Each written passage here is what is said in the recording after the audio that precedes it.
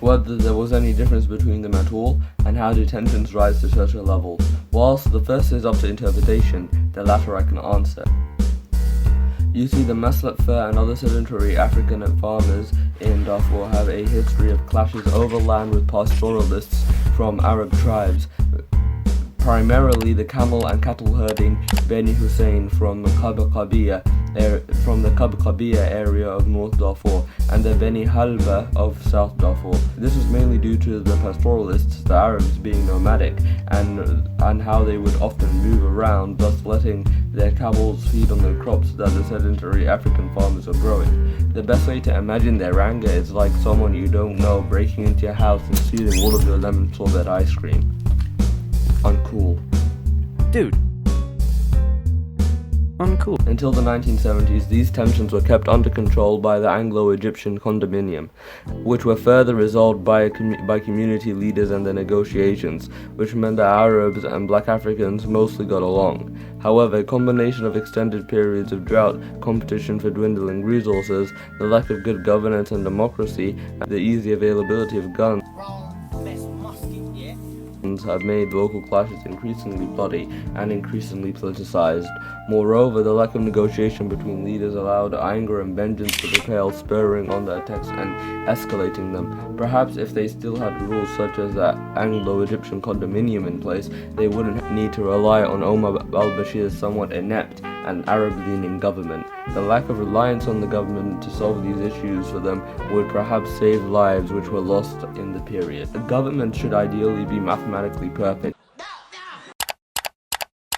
For example, Sudan has a population of 40.53 million people and 97% of the population are Muslim. Sudan's National Assembly is made up of 450 appointed officials. Thus, by the idealistic rule, roughly 436 people of the appointed officials should be Muslim, and the rest should be the other faiths held in Sudan. On the gender side of things, 50.02% of Sudan is female, and 49.98% is male. On the same rule, roughly 225 of the appointed officials should be female, and 211 of the appointed Congress male.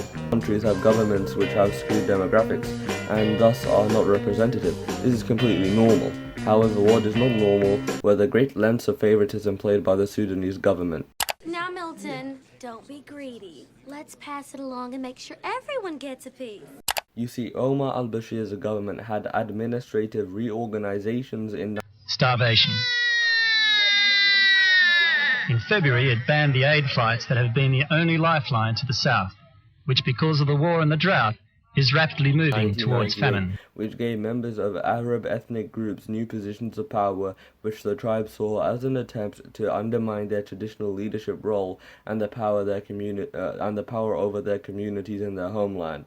It was this fatal decision that unveiled which side of the conflict Bashir's administration was skewed towards. Their facade of a neutral response had been broken by themselves. I have no strong feelings one way or the other. And yet, again, the Maslet took the larger blow, with now 125 Maslet villages being partially or completely burnt down or evacuated. Moreover, some did not make it to safety, and the death count for the Maslet people is not specific but estimated to be in the hundreds. However, it is key to note that in this conflict, some Arab tribal chiefs were also killed. Now go to Bashir's office. He's in his nice office, looking out of his window. He looks out to see a conflict which has enraptured a region and taken a large amount of his people. What does Bashir do? He looks down from his office, and he sees the conflict which has enraptured. Well, Bashir thinks, shit, what should I do? While Bashir, looking down from his office, sees the conflict which has enraptured the region he swore to work hard for, stolen the attention and prayers for the people he swore to help, and take the people he swore to protect. While Bashir, looking down from his office, he sees the conflict which has enraptured a region he swore to work hard for, stolen the attention and prayers of the people he swore to help, and taken the people he swore to protect. So to remedy the situation, Bashir and his government appoint a military man for security over the region. They appoint a military man who has more legislative and political power than the actual West Darfur governor. As is expected with such a move, this did not neutralize the situation, it turned it more acidic. So due to the limiting of tribal leaders in their jurisdictions by Bashir and his administration, to the average person from the Muslet, Fur, or any other sedentary tribe in Sudan, it seemed like the Bashir administration was against them for something they cannot control. I mean, in the same way you cannot choose your parents, you cannot choose your family lineage, ethnicity, or even family occupation when you are born. The nomadic Arabs and Bashir's administration especially targeted people in these tribes for those things. They took a conflict and turned it into a genocide. They decide to target civilians because without civilians, those fighters won't have the place to stay. They won't receive food. They won't receive popular support. So the aim by targeting civilians is in effect to cut the grass under the feet of those fighters. This is what ethnic cleansing looks like. Entire populations of specific tribes are being forced out of areas in South Sudan. Malakal town was a mixture of tribes. Government and opposition forces have been fighting over it throughout the war, both committing atrocities. Each time the town changed hands, civilians of a specific tribe were targeted. It's now controlled by Dinka government soldiers. Entire neighborhoods where the Nuer and other tribes at risk used to live lay silent and empty, the grass reclaiming streets that used to be home for so many. They were feeling against them. These feelings were probably due to Darfur being physically cut off from Khartoum, the capital, due to failed or uncompleted bridge projects. The ending of the chronic economical marginalization they were feeling against them. These feelings was probably due to Darfur being physically cut off from Khartoum, the capital, due to failed or uncompleted bridge projects. This meant that financially they were also cut off, having I'm only burning my half. All you care about is money. This town deserves a better class of criminal. an equal amount of power within this Arab-ruled Sudanese state. And they work for me now. This is my city. And an end to abuses against them from Arab pastoralists who were driven into African farmlands by drought and desertification. The Arab pastoralists have a nomadic tradition of having armed military. When the government refused to adhere to their demands, they realized the only way they could be heard was by stealing the microphone. The Sudanese Liberation Army attacked Fasher in April of 2003, which caused the acceleration of conflict in mid-2003, which then led Bashir's government to pursue a strategy outlined before. The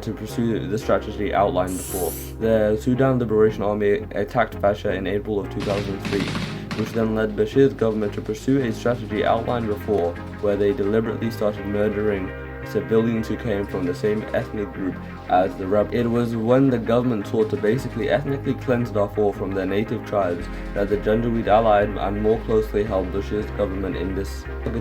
Together, the Janjaweed and the government militias targeted the tribes through a combination of indiscriminate and deliberate actions such as bombardments, denying the Fair and Muscat and other sedentary tribes from humanitarian assistance, and scorched earth tactics displacing hundreds of thousands of civilians.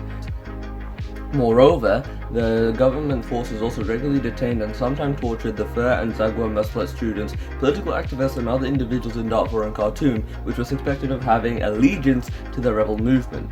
You may ask, who was judge, jury and hangman in this case? Well, it was the government. The same government whom sought to commit genocide without any uproar or repercussion. Many of the people this was done to were not only trying to be good Samaritans, but had actually not even fought the government. This tactic of torture would be used by many of Sudan's elected leaders in the future, no matter which side of the political spectrum they are on.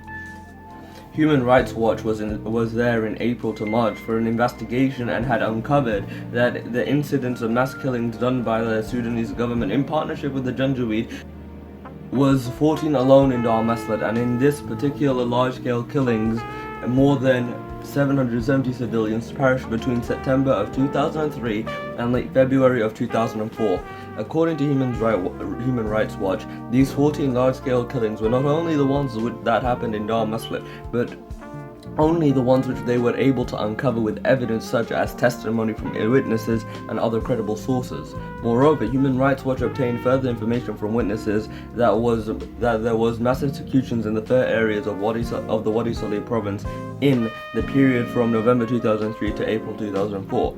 However, these human rights reports from March and April 2004 here are incomplete because of the dispersal of communities and the difficulty of extracting detailed information from government-controlled towns and displaced camps, which all made the investigation difficult.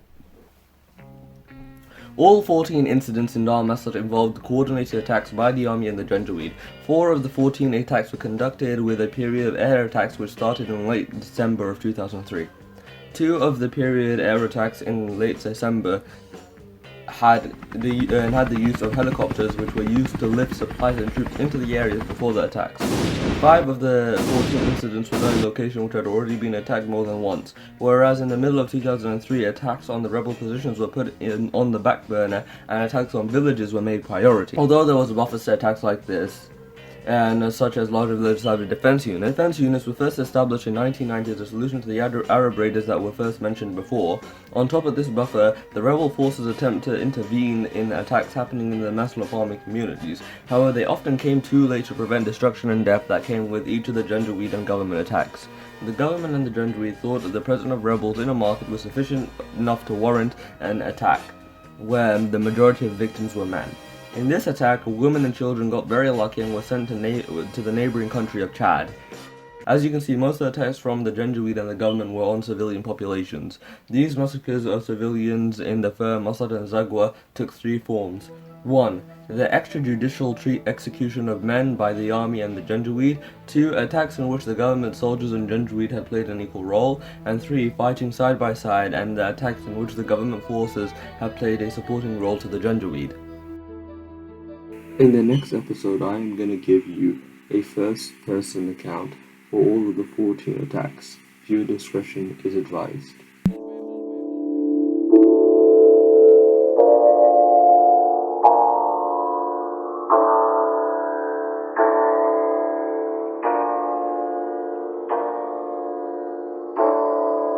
استوب انت هذا الجولة طيب نيجا مع نيجا ما كان بايظة فرتيجا طيب لحمة جامدة أغنيجا قالوا داقي برا اها وانا داقي جوا تنزل للخوة الخوة الماء نظيفة ما بتنفع بيبي خشيش شيش ما دايرة إيش الناس بترندق بيش بترندق بالقرش كل العالم مغشوش بورق ملون هوي يتلون بلون نون كشف حرف النون نون سام مجنون دافع عرب مما الغارون اشترى صالون برا الكون